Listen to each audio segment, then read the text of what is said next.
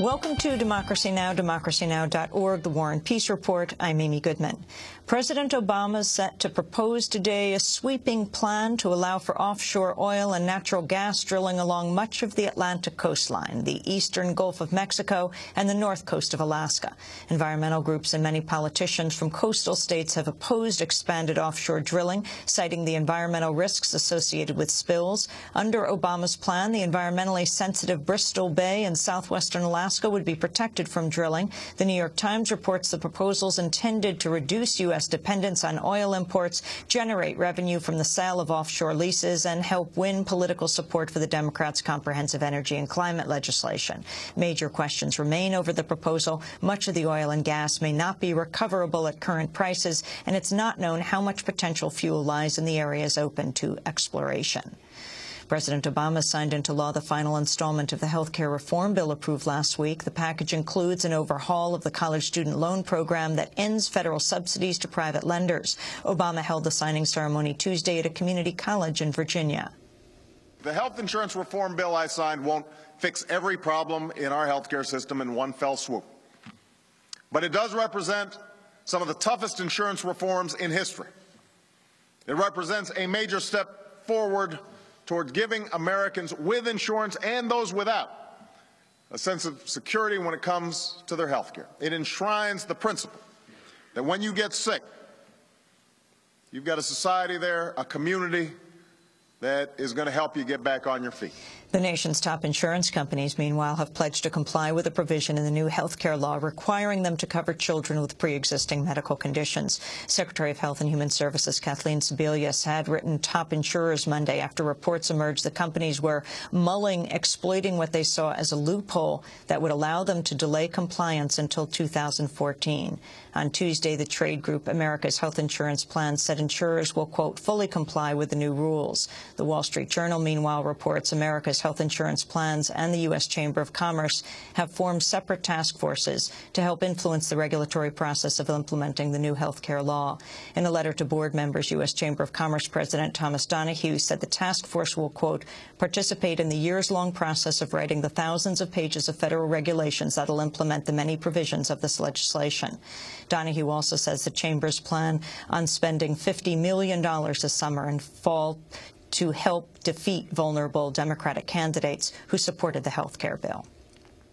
In Russia, at least 12 people have died in a pair of explosions in the southern region of Dagestan near the Chechen border. One of the blasts was caused by a suicide bomber wearing a police uniform. On Monday, 2 female suicide bombers killed 39 people in the Moscow subway. In Israel and the occupied territories, Israeli forces killed a Palestinian teenager and wounded several others Tuesday in the Gaza Strip. The victims were taking part in a protest marking Land Day, which is held on the anniversary of the 1976 killing of 6 Palestinians protesting the Israeli confiscation of Arab land. An eyewitness said Israeli troops opened fire as the demonstrators approached the border wall separating Gaza from Israel. We were demonstrating for Land Day. We approached the fence to hang the flags. 5 Israeli soldiers showed up and started shooting. They shot twice. Then when we were closer to the fence, they shot towards us.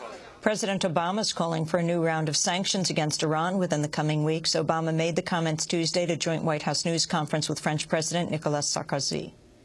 What we said, though, was that there was going to be a time limit to it, and that if we had not seen progress by the end of the year, it was time for us to move forwards on that sanctions track. My hope is that we are going to get this done this spring. So I'm not interested in waiting months for a sanctions regime to be in place. I'm interested in seeing that regime in place in weeks. ABC News, meanwhile, is reporting an Iranian nuclear scientist has defected to the United States and is now assisting U.S. efforts to undermine Iran's nuclear program. The scientist, Shahram Amiri, has been reported missing in Iran since last year.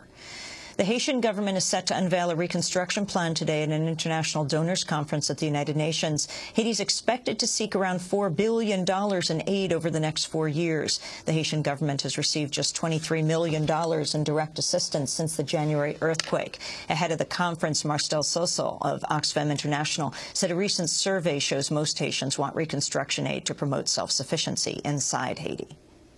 The survey shows that people want jobs, they want education, they want shelter, but they also want local food production. So they want all things that help them to move ahead. They don't want charity.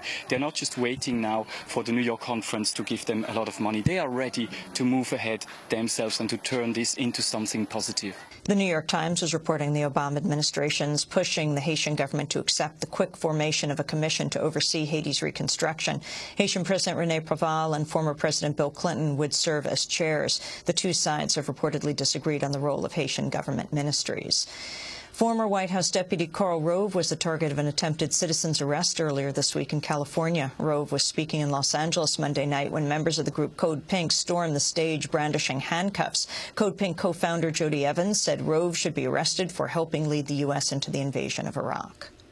Look what you did. You outed a CIA officer. You lied to take us to war. You ruined a country. Totally ruined a country.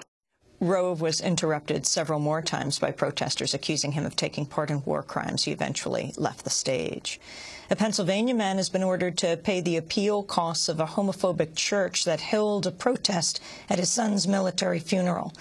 The father, Albert Snyder, initially won a $5 million judgment against the Westboro Baptist Church, which demonstrates outside military funerals to publicize its anti-gay views. Church members believe that military deaths are God's punishment for homosexuality in the United States.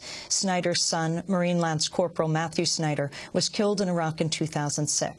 A federal appeals court overturned the $5 million penalty last year after ruling the church's First Amendment rights were violated. Just last week, the court ordered Snyder to pay Westboro over $16,000 to cover the costs of its successful appeal. A new report from Greenpeace has identified a privately owned U.S. company with ties to the oil and chemical industry as the paymaster of global warming skeptics in the United States and Europe. According to Greenpeace, Koch Industries has spent nearly $48 million since 1997 to fund groups that question global warming. In related news, a British parliamentary panel has looked into the so-called Climategate controversy and found no evidence to support the charge that a prominent British research centre misrepresented data related to global warming.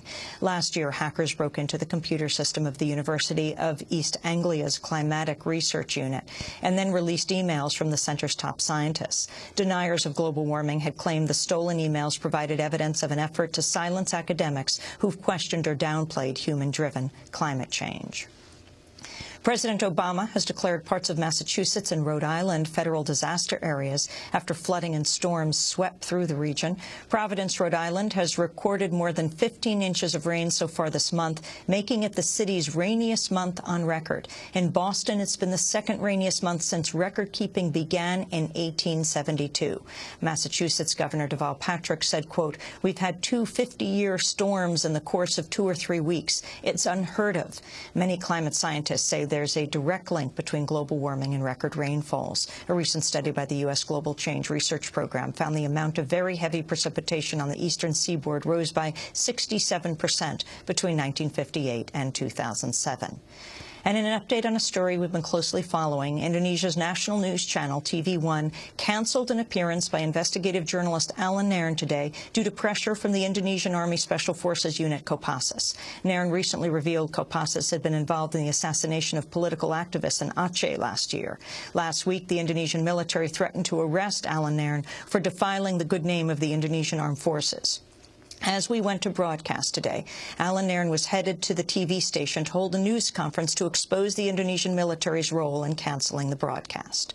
And those are some of the headlines. This is Democracy Now!, democracynow.org, The War and Peace Report. I'm Amy Goodman.